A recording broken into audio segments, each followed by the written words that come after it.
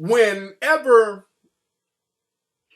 a black person is accused of murder,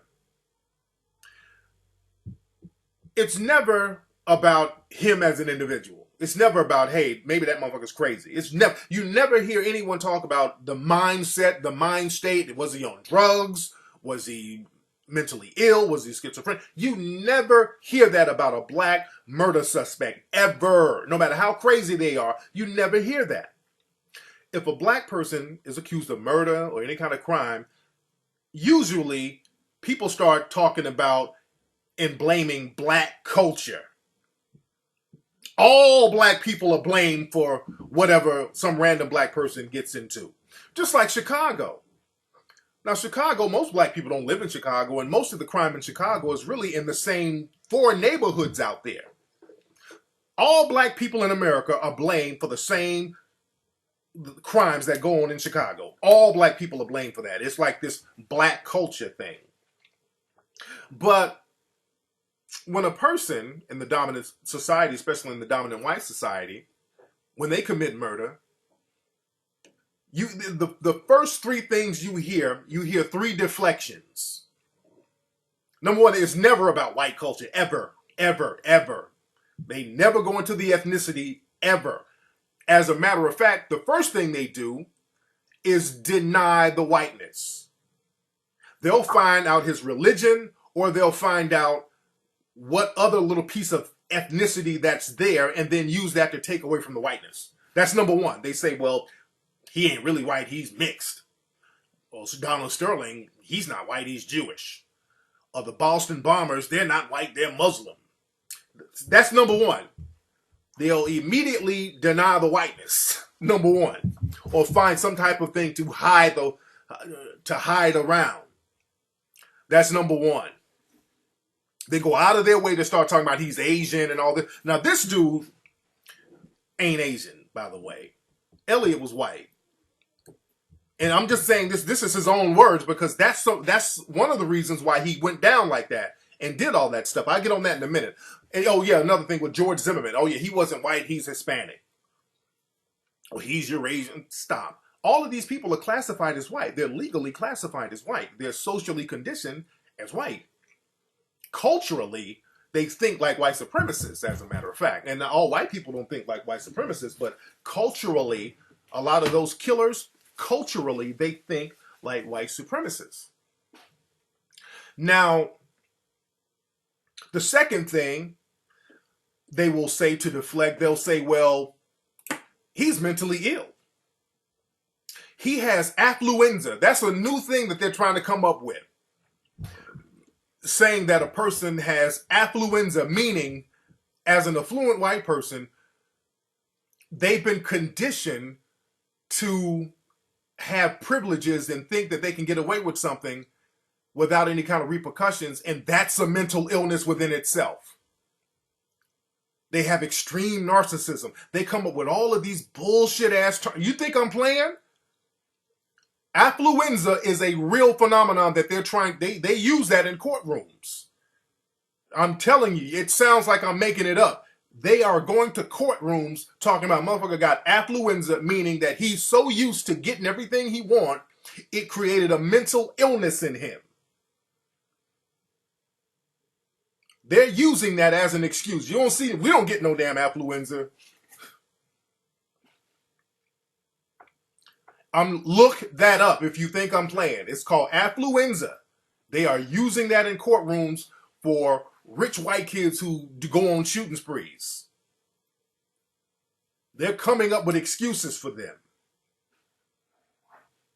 It's not influenza. They call it affluenza. They're making it seem like being affluent and then being a killer is like a disease and you couldn't really help yourself because of the way you were conditioned. You look it up if you think I ain't real. They're trying to push that nonsense. So, and also the third thing they do when one of these guys go out here and they kill people, they'll blame it on the government. They say, oh, this is an MK Ultra. Oh, this is a government conspiracy. Oh, this was the Obama administration. They did a CIA operation so they can try to take our guns. They always use those same excuses for all of those white mass murderers. You dig? But there's some people trying to say that this Elliot guy, because his mother is Asian and his dad is white, well, he's not white. He's mixed. First of all, he doesn't identify with being Asian. Legally, he's classified as white. Legally, he's classified, and culturally, this guy and socially, this guy lives like a white person. I'm going by his own admissions. Shit, it is what it is. Even by his own admission, he's on message boards talking about, hey, why does this dude get the girl? He's not even as white as me. He's saying stuff like that. And they're trying to make it seem like he's Asian. He don't like Asians. See, the thing with him, because you can't really lie on this guy because he's spoken so much on the internet. He's left so many paper trails and internet trails. He don't claim Asian. Not only don't Asian claim him, he shits on Asians. If you read some of the things he said online, he's like, you Asians ain't shit. And he don't like Asians. Nobody except white people. So this dude was a white supremacist. That's who you need to look out for. That's who Mark Cuban need to cross the street for. Cross the street for him, Mark Cuban. Because you crossing the street for the wrong people. You understand what I'm saying? See, the thing is, and not only that, y'all so busy looking at some innocent black kid who ain't doing nothing to no goddamn body, and this fool is making videos telling you what the fuck he's gonna do to folks. This crazy little white boy is out here just doing hundreds of videos talking crazy about what he's gonna do. Crazy as fucking cat shit. Talking like a lunatic all over the internet, and nobody bats an eye on this fool. He's stalking people all on YouTube. But you looking at the cat over there in the hoodie. See, we gotta stop. Y'all gotta stop playing these games here. This Elliot dude, he's writing out manifestos. He's on message boards with his real name, talking crazy. This dude detailed everything. Relationships and race. A direct correlation. And this guy, Elliot, was on different message boards. He was on one particular site called PUA Hate. Now, PUA Hate is a website, I guess they talk about dating gurus and pickup art. Now, they talk about me on that website a lot. They've taken the site down. But that website, if you Google PUA Hate and Tariq Nasheed, you'll see there's a whole bunch of shit they would say about me on that site because, I write relationship books. So they discussed a lot of my stuff on that website. And I know the mindset of those dudes. A lot of those dudes, when they talk about relationships and dating or whatever, there's a lot of subtle racism beneath that. You dig? There's a lot of subtle racism beneath that. So I know how these dudes think. That's why I wasn't. Yeah, they do hate on me on that website, and they say like a lot of little racial shit about me on that website. So I already know the mindset that those guys have. I already know the mindset. I already know the mindset of those dudes on that website. There's a lot of dudes who are like a lot of insecure, little secret. He kept talking about how he deserved to be with these beautiful blonde white women. He kept making references in the manifesto, on these different message boards.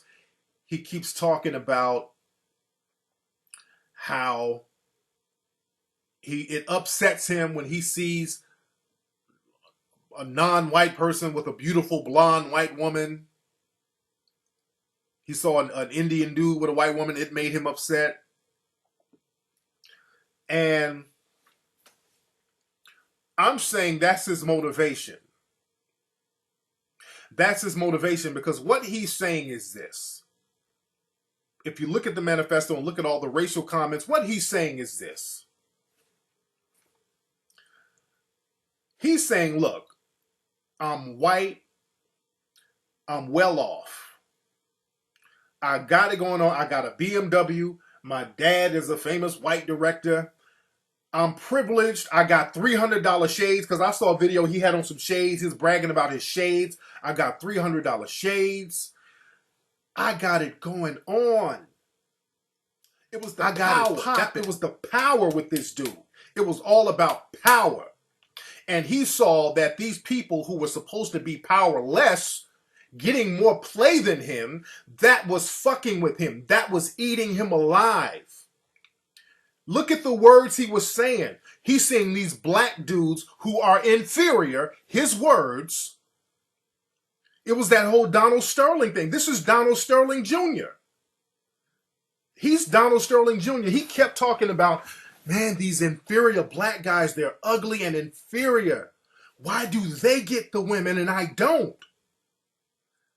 What he's saying is, I have all of this privilege and I'm a white guy. I got a car. I got $300 glasses. I got all these private jets and this wealth and the resources. And you still, these women, you want to go with those guys and they're inferior to me. They're supposed to be inferior.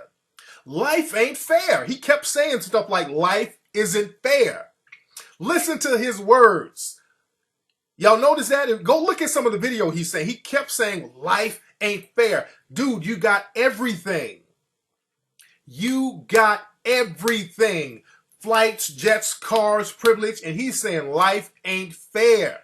Donald Sterling, billionaire, on Anderson Cooper, talking about, hey, man, V. Stiviano was around those black guys. I was jealous. You're a billionaire, white guy, jealous of black dudes. Think about that, man. Think about that. Because that mindset is very prevalent out here. And this is something that we don't deal with when it comes to systematic racism. We don't deal with that aspect of it. We always look at it because people put it on us like something is wrong with the black folks. A lot of black people are scared to challenge systematic white supremacy racism, so they just go along with the hell, we just got to dress better. They go along with that silly nonsense. But the thing is with Elliot, he kept saying, I have all of this stuff. I'm a great guy. I go on private flights. I'm at the golf course. I got nice car, money. Why them? Why are they, these beautiful blonde white women, getting with those guys? That's all this shit is about. That's all it was about. And his mindset as a white supremacist, he's thinking, okay, look, we've done everything to systematically disenfranchise these guys, these ugly, inferior black guys. We've done everything to make you not like these dudes. We call them names. We put them in movies as inferior. My dad puts them in movies as inferior. We show them as inferior. We show them on the news as inferior. Everything we try to do, we try to demonize them and make us look as desirable as possible, and you still want to be with them. So there's nothing else we can do to those black dudes. But I can do something to these women. I can do something to the women. Since they're going to choose these guys, and this is his mindset. This is his mindset. Since I can't do anything to them black guys to make you not like them, I can do something to you. Let me get my gun. I can do something to you, white women. Blonde white women. I can do something to you. Because I can't go out here shooting these brothers. They might shoot me back.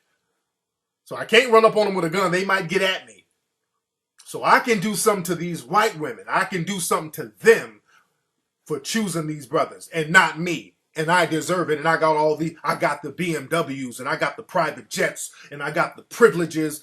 And y'all still won't get me? You're still getting those black guys? Well, I got something that's equal to the black guy. He got that dick. I got this black gun. That was the motivation for him doing that. We can talk about misogyny, but look at what this dude was really saying. Look at what this dude was really, really saying.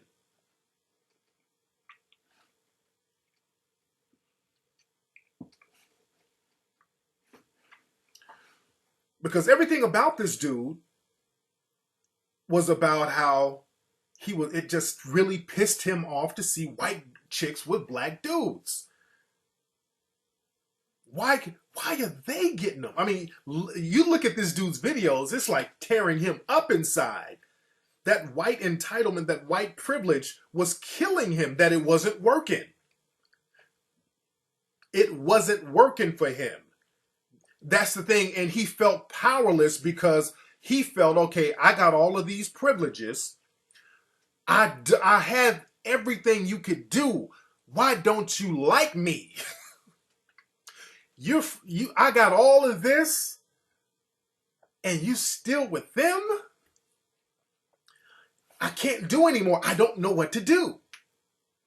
That's what that was about. The dude felt powerless compared to the black male. The dude felt powerless compared to the black male. And let me tell you something. That's the motivation for systematic racism right there. If you study him, if you study this guy, that's the motivation for systematic racism right there. That black male sexuality. Hey, this is why I talk about relationships and I tie in race, because there's a direct correlation between all that. There's a direct correlation between all that. All this stuff they're talking about, he was mentally ill, he had a mental meltdown. This motherfucker did not have a mental meltdown. Let's be very clear. He calmly made videos. He calmly wrote a manifesto. He planned all of this stuff out. All right? Wasn't like he just snapped one day. This was something that was planned out. He was very meticulous about this. This was very meticulous. And this is something that the dominant society, you have to discuss the negative effects of systematic white supremacy and the negative repercussions that it causes on people in the dominant society. Because you're trying to live up to a myth. You're trying to live up to a fallacy. You're trying to live up to a fallacy that because I have European descent, I'm supposed to be superior over these group of people. Unfortunately, too many people in our society think like that. And that's the sickness. And that's something that nobody never wants to address in this country openly. Nobody wants to address this. That's the problem with racism in this country. Nobody's talking about it from the perspective of systematic white supremacy, which is the only racism that we have.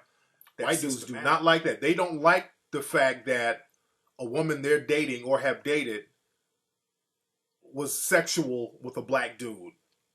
White dudes do not fuck with white women when they find that out, for the most part. Oh yeah, they got all types of names. They call them mud sharks and all that. Something that a lot of they get very antagonistic towards white women like that. Oh yeah, a lot of white women lie about it. And that's another thing. See, the thing is, and let's go deeper about the whole college thing, because see, in college, you have to understand this, and this is the thing that was really fucking with this Elliot dude.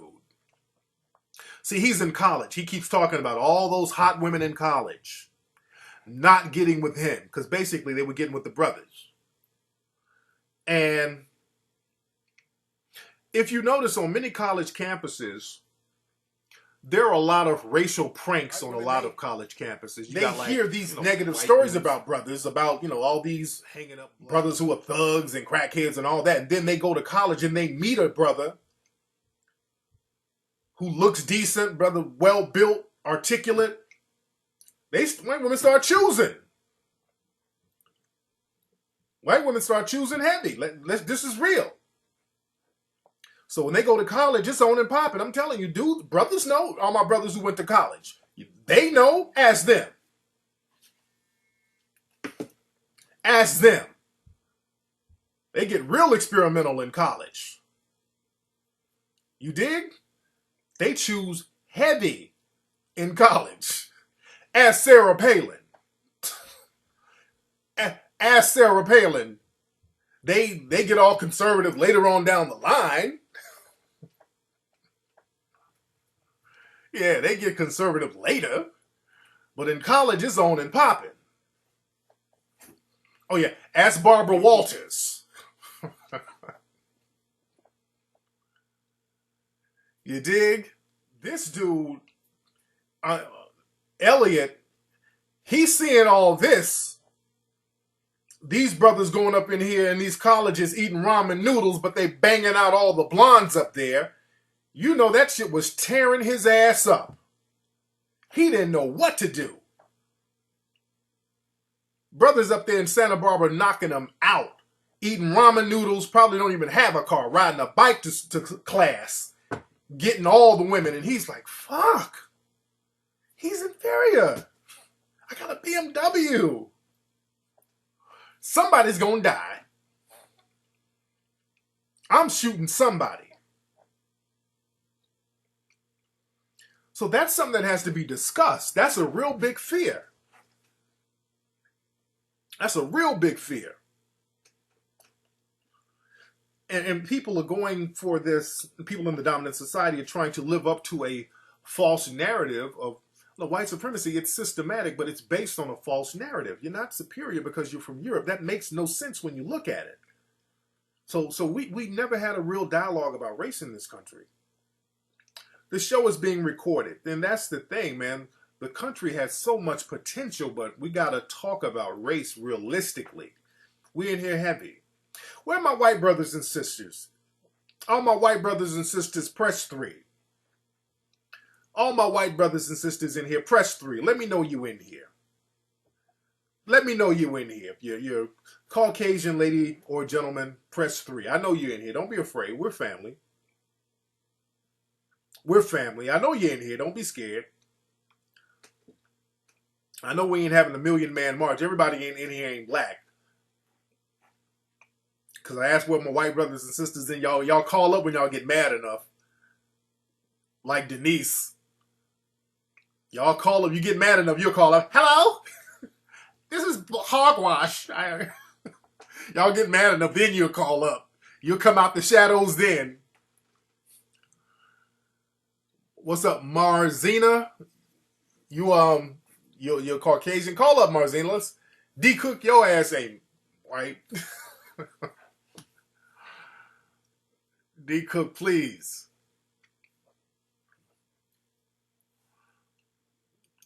All right, where are my white brothers and sisters? I want y'all to call up. The number is 818. Let me fix it. 818-850-5404. 818-850-5404.